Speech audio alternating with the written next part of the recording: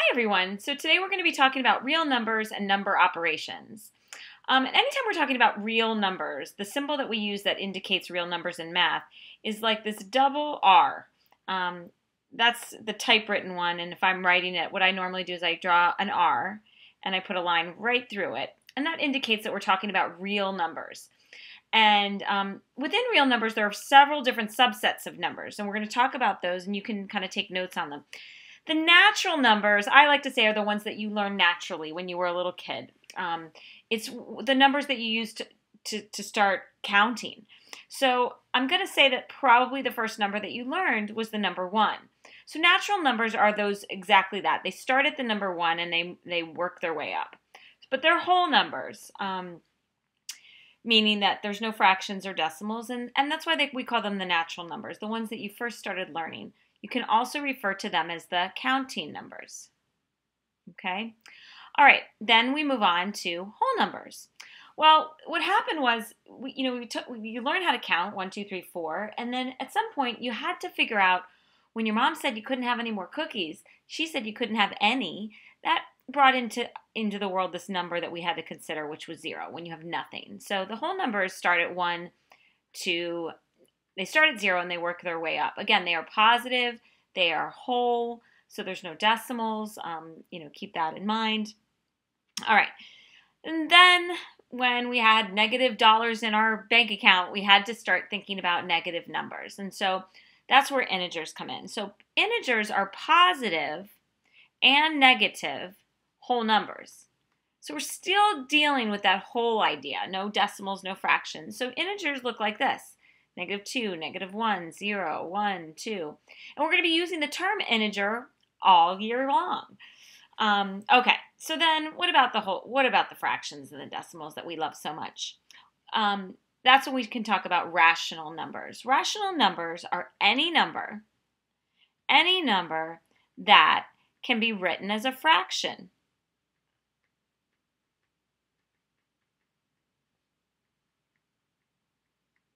Any number that can be written as a fraction. I also like you to think of it as a terminating or repeating decimal.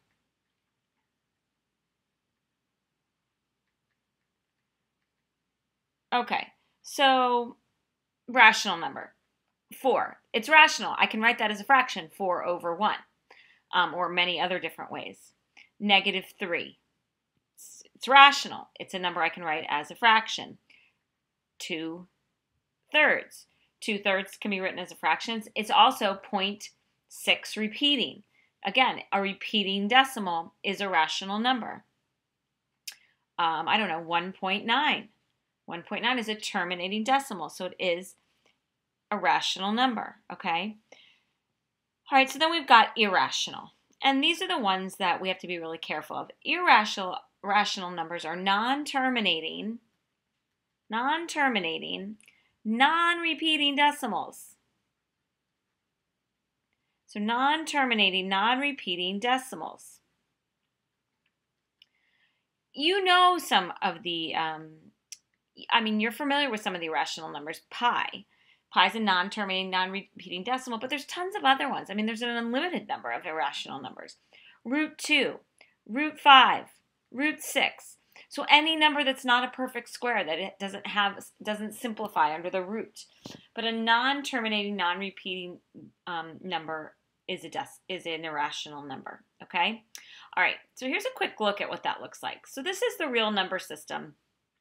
And within real numbers, we have our natural numbers that we talked about. We've got our whole numbers. Now, a natural number is also a whole number. Okay, and then we've got our integers. So a natural number and a whole number are also integers, okay? Then we throw in the rational numbers. And then none of these numbers fall within the irrational. So I just made you a pretty little chart there so you could kind of see what that looked like.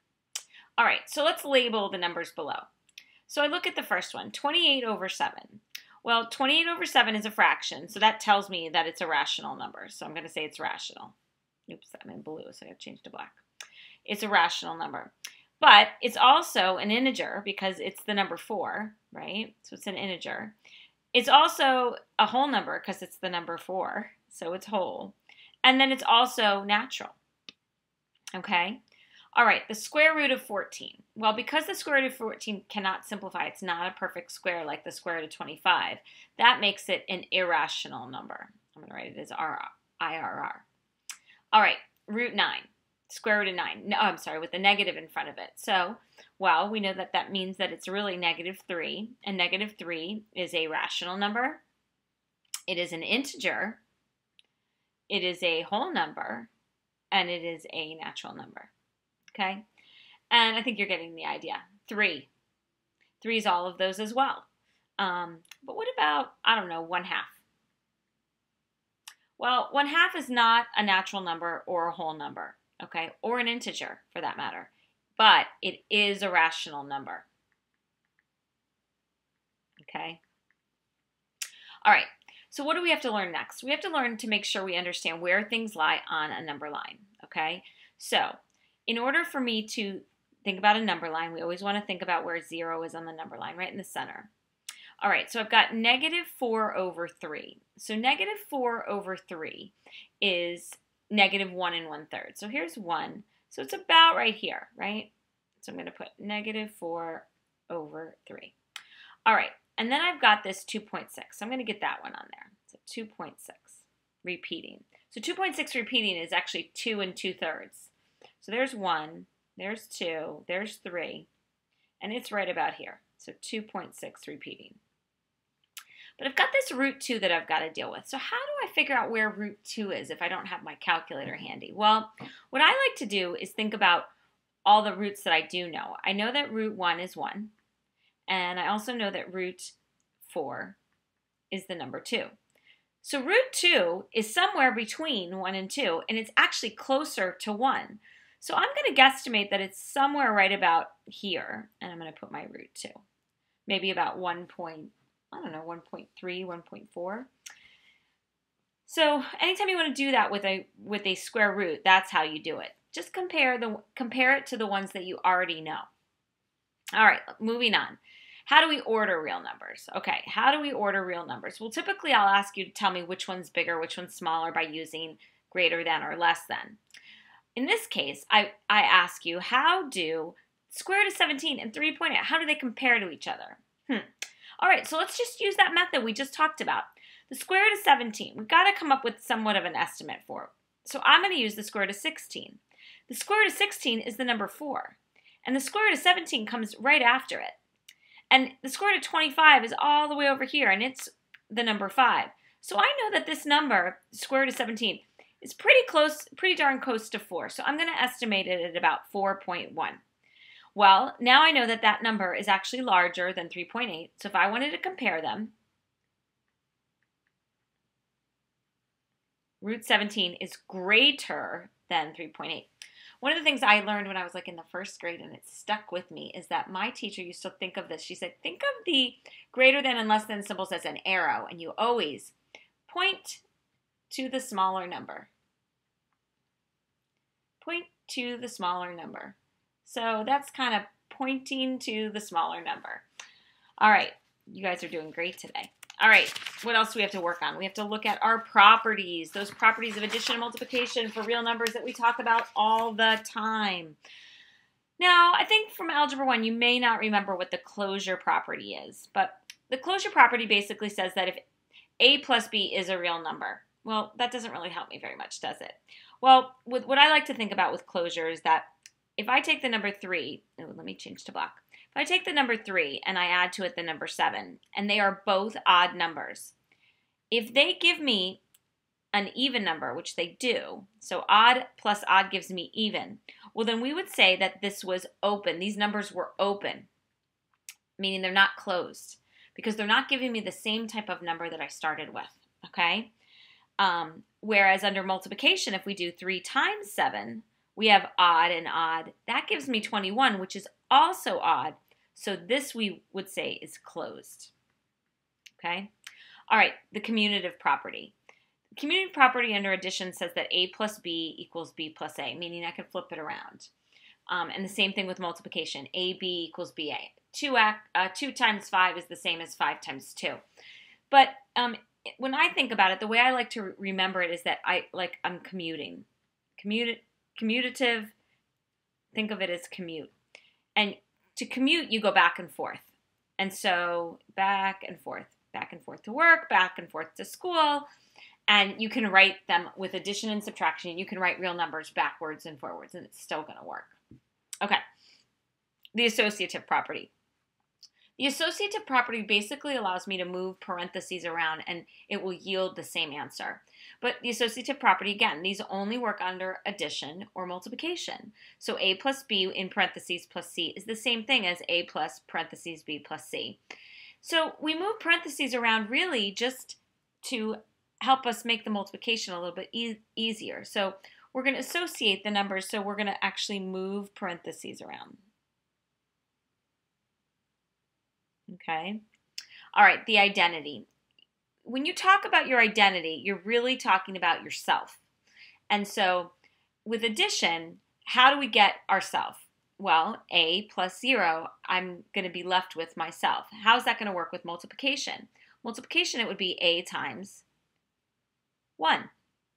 Okay, a times 1 would give me myself, or whatever I started with, okay? So identity, just think anything equals itself. That's the way I like to think about it. All right, the inverse. The inverse undoes things. The inverse of addition is subtraction. The inverse of multiplication is division. There's going to be lots of inverses we're going to be talking about this year. So under addition, a plus negative a is going to give me 0. It's going to undo itself. Well, with multiplication, it's slightly different. A times 1 all over a is going to give me 1. So the a's kind of cancel themselves out. So those are the inverse properties. And the last one, and really probably the most important in my mind, is the distributive property, because we're going to use it in algebra all the time. The distributive property means that you can take a number and distribute it over parentheses, multiply it over parentheses, or vice versa. I can be given two expressions, and if they have something in common, I can pull that whatever's in common out to the front and work backwards. The distributive property we're going to be spending a lot of time working on over the next couple of months. All right, so let's see if we really understand these properties. We're going to identify, okay? It says identify the properties shown. Looking at the first one, I have 5 times 1/5. So I'm taking a number, I'm multiplying it by its reciprocal, I'm yielding 1. So hopefully you're saying that's the inverse. Okay. All right, 14 plus 3 in parentheses plus 5. And then in the other one, 14 plus 3 plus 5. I've moved the parentheses around. So hopefully you're saying that's the associative property. Okay, 7 plus 3 equals 3 plus 7. So I can write them backwards and forwards. So I'm going back and forth to work. So it's the commutative property of addition. All right, 9 plus 0 equals 9. So anything plus 0 equals itself. So this is my identity. Oh, and this last one, E, 9 plus negative 9 yields 0. So I'm doing the opposite of 9 to itself. So that would be the inverse operation. And then the last one, I kind of made it a little confusing for you. Pi times parentheses a plus b yields pi a plus pi b. Hopefully you're seeing that pi got distributed or multiplied through the parentheses, so that is the distributive property. All right. Hopefully I'm not going too fast. If you would need to pause at any point, you can. But let's just talk about some common mistakes. Some things I want to talk about. Well, I want to make sure that you guys remember that when you're dividing negative numbers, like negative 12 divided by negative 4, that it's going to yield a positive. Sometimes kids will forget that. And they'll say that negative 12 over negative 4 gives me negative 3. But a negative times a negative or a negative divided by a negative is going to yield a positive. A couple things with the distributive property we want to be careful of. Sometimes the distributive property can be a little bit more challenging. And we've got to remember that the distributive property has to get, the number on the outside has to get multiplied or distributed to everything inside the parentheses. So negative 2x plus 2, some of the common mistakes would be for kids to say that equals negative 2x plus 2. That would be that they distributed only to the x.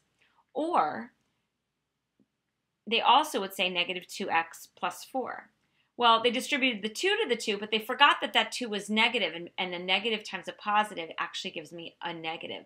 So the proper way to do this would be negative 2x minus 4. So we always want to be really, really careful when we're talking about the distributive property. And I'm going to bring that up a lot because it's a very common mistake in algebra.